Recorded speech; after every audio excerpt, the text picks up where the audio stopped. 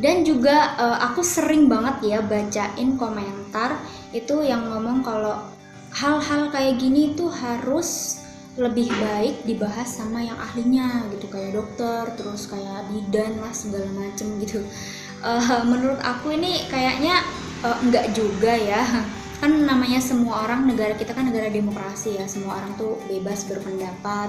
Lagian juga kayak misalnya aku buat konten kan nggak menyusahkan kalian, terus kayak kuota aku juga beli sendiri kuotanya, terus kayak apa ya, ibaratnya ini channel aku gitu. Kalau misalnya kalian tuh merasa terganggu itu nggak usah diikutin lah gitu kan, ataupun kalau misalnya apa sih namanya nongol di beranda, di scroll aja gitu, di skip aja, nggak usah dilihat gitu kan. Jadi daripada kalian menambah dosa buat ngujat aku ataupun lah segala macamnya lah ya, itu daripada kayak gitu udah mending scroll aja gitu, nggak usah terlalu apa ya, nggak usah terlalu mengomentari hidup orang gitu. Jadi lebih ke introspeksi diri aja gitu. Mungkin apa yang aku sampaikan tuh mungkin kayak unfaedah bagi kamu, tapi mungkin faedah bagi yang lain gitu aja sih, simple aja. Nah terus buat yang ngomong kalau misalnya tontonan kayak gini ini nggak cocok buat anak kecil. Loh kenapa? YouTube itu isinya tuh umum loh, banyak banget, bahkan yang apa sih namanya yang dengan terang-terangan kayak ngeliatin nunu, terus kayak apa sih namanya kayak ngeliatin melahirkan segala macem, ataupun apa ya namanya membahas-bahas pokoknya yang lebih dari aku itu tuh banyak banget loh. Dan menurut aku kalau misalnya tanggapan aku untuk konten seperti ini, itu tuh harus ada komunikasi yang baik antara anak dan orang tua nih. Dan juga kalau misalnya anak itu sekolah dan juga guru ya di sekolahan nih, karena kan sekarang juga pihak YouTube itu buat memonetisasi channel itu tuh nggak sembarangan gitu. Jadi itu di YouTube itu tuh sekarang tuh makin susah buat memonetisasi. Itu tuh karena apa ya, kan karena benar-benar mau menyaring channel-channel yang punya potensi bagus gitu loh teman-teman. Jadi seandainya mungkin channel aku tuh udah menyimpang, otomatis kan yang pihak pertama yang benar-benar ngeblok aku itu kan si YouTube-nya gitu loh teman-teman. Jadi tolonglah berpikir tuh yang positif gitu kan ya. Nih, terus sekarang juga kan pihak YouTube itu kan memfasilitasi ya, kalau misalnya anak-anak itu tuh ada khususnya sendiri YouTube for Kids. Nah itu kan, terus juga sekarang itu kan semenjak 2020 bulan Januari awal ya, pokoknya 2020 awal itu kan YouTube menetapkan peraturan baru, yaitu konten untuk anak-anak dan tidak untuk anak-anak. Nah itu jadi bisa sedikit salah satu usaha YouTube buat benar-benar menyaring gitu sesuai usia. Nah jadi itu kayak udah nggak kurang-kurang gitu loh pihak YouTube tuh buat memfasilitasi. Nah jadi inilah peran penting orang tua. Jadi kalau anak-anaknya itu yang misalnya yang masih kecil ya, di downloadnya tuh YouTube for Kids. Terus kalau misalnya yang remaja itu YouTube umum nggak apa-apa, tapi kan diawasi penggunaannya gitu kan. Jadi kita sebagai orang tua itu tuh harus mendampingi gitu. Jadi jangan semata-mata dikasih smartphone itu udah langsung lah bebas sana gitu, jangan ya. Jadi harus didampingi. Kalau misalnya anak-anak itu udah sering ngebukain situs-situs yang nggak pantas itu, nah itu mulai diajarkan seks edukasi gitu. Jadi jangan cuma nyalahin anaknya aja, tapi harus introspeksi ke diri orang tua juga. Kenapa kok anak bisa sampai ngebukain situs kayak gini? Jadi jangan semata-mata nyalahin semua konten kreator yang membahas tentang hal-hal seks edukasi gitu. Karena kan penyuluhan kayak gini itu memang masih tabu di negara kita. Cuman kan itu tuh penting gitu. Nih terus bagi teman-teman yang kayak ngomong, itu suaminya kemana sih? Terus aib kok diomong-omongin. Nah kan banyak banget ya komentar-komentar seperti itu. Jadi tanggapan aku buat yang seperti itu tuh gimana ya? Enggak semuanya apa yang disampaikan seseorang itu merupakan yang seseorang itu lakuin gitu. Masa iya guru di sekolah ngejelasin bab reproduksi itu tuh jadi nggak semata-mata kayak ngejelasin apa yang dia lakuin gitu loh. Jadi apa ya, open mindset aja sih, open mindset aja, berpikir, ambil ilmunya aja. Jadi kalau misalnya seandai apa yang orang lain itu sampaikan itu nggak berguna bagi hidup kalian, itu ya udah skip aja gitu, cari hal-hal yang berguna aja gitu. Jadi ini aku ingat banget ya kata guru aku dulu, itu tuh bilang kayak gini, seandainya ada orang di depan kamu itu ngomong, itu kalau kamu nggak suka sama orangnya, inilah apa ya, tangkep isi positif yang dia sampaikan aja. Jadi jangan karena kamu nggak suka sama orangnya kemudian omongan-omongan positif yang dari dia itu kamu tolak juga, itu jangan. Karena menurut aku itu kehidupan ranjang itu tuh penting banget loh, penting banget buat dipelajari, dibedah, itu penting banget. Karena kan banyak loh, nggak cuma sedikit, bahkan banyak banget kasus-kasus yang terjadi itu karena ketidakharmonisan ranjang gitu, ketidakharmonisasian di ranjang gitu. Apabila kita menanggapinya itu secara positif, itu otomatis ilmunya tuh bakal kita dapetin, bakal kita serap gitu loh. Jadi jika ada yang negatif ya udah tinggalin aja, nggak usah diikutin gitu. Jadi silahkan tanamkan filter di diri kalian. Kecuali kalau di dalam video itu misalnya kayak aku ngomongin, aduh aku tadi malamnya capek nih, suami aku ininya kecil, aku nggak puas segala macam, nah itu baru aib. Terus suamiku tuh nggak suka apa kayak gini, istilahnya aku marah-marah kayak gitu, ngadu segala macam, nah itu baru aib teman-temanku semuanya gitu. Jadi tolong bedakan. Jadi open mindset aja ya, open mindset aja. Jadi nggak apa-apa kalau kalian punya penilaian seperti itu sama aku.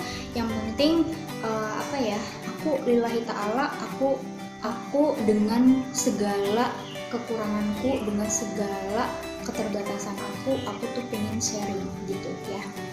Benar, mungkin ada, kalau kalian pernah bilang kalau misalnya yang berhijab belum tentu baik, yang nggak berhijab pun belum tentu nggak baik, itu benar. Cuman kan kita nggak boleh menghakimi gitu.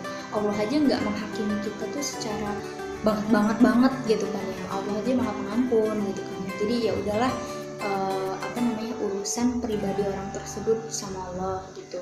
Hijab itu kewajiban kita sebagai muslimah gitu. Jadi kalau kita berhijab tapi mungkin kelakuan kita masih kurang pantas di mata orang lain, itu ya maklumi aja, mungkin masih dalam proses.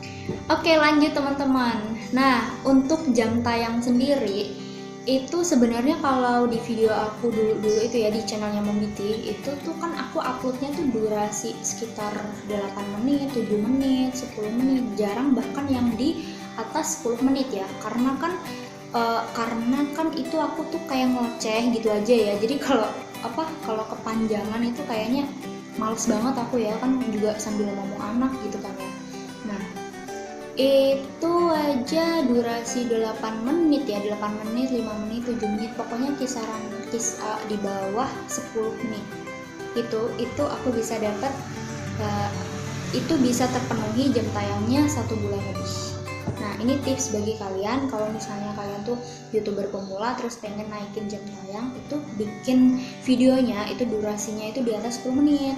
Misalnya 15 menit atau bahkan 20 menit ataupun bahkan 1 jam atau 30 kalau kalian tuh mampu gitu kan, itu buat aja nggak apa-apa. Karena akumulasi perhitungan YouTube itu kalau misalnya semakin panjang durasi videonya itu semakin banyak gitu loh, semakin banyak akumulasi jam tayangnya di YouTube Studio gitu loh. Terus apalagi ya yang awal mula aku nge-YouTube tuh cuman itu aja sih. Itu juga bener-bener sama sekali nggak pakai modal apa-apa ya. Mungkin modal kuota, tapi aku dulu karena habis ceritanya nih teman-teman. Jadi dulu kan aku pas lahiran itu kan kayak aku habis selesai ujian ya, habis lulus gitu ya, habis kompre. Nah, aku tuh kayak kemalingan, jadi bener-bener hilang, iPhone-ku hilang, terus laptop notebook, terus HP 3, terus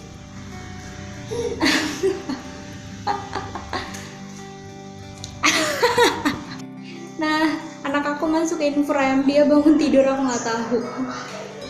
Jadi aku waktu itu tuh kayak habis kemalingan ya, jadi habis-habisan total.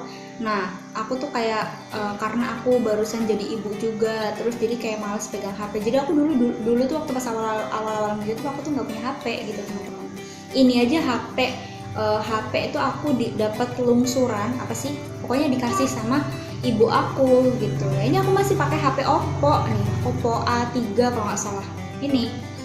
Jadi namanya kayak dulu tuh aku tuh nggak mikirin kayak YouTube itu tuh harus ada kamera, terus harus ada laptop, terus kayak harus apa sih namanya, harus ada ring light, terus kamera, terus HP bagus segala macam. Aku tuh enggak. Jadi karena aku nggak persiapan banget ya, jadi ya udahlah apa namanya, seadanya aja gitu. Jadi kayak dulu tuh kalau ngebikin video tuh kayak benar-benar di bawah sinar lampu gitu. Jadi ini muka aku, nah depan sini tuh lampunya gitu. Jadi biar efek kayak terang gitu. Soalnya kan kalau kita ngomong terus gelap gitu kan kayaknya kayak orang tuh nggak bakal tertarik gitu.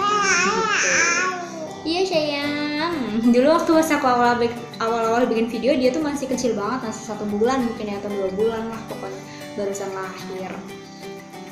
Nah terus apalagi ya, dulu bener-bener nggak mau. Nah waktu ini teman-teman, kenangannya juga waktu pas aku tuh upload video itu tuh, karena aku tuh kan nggak pernah ada kuota ya, jadi aku tuh nunggu suami aku pulang kerja ataupun nunggu suami dulu gitu karena tethering.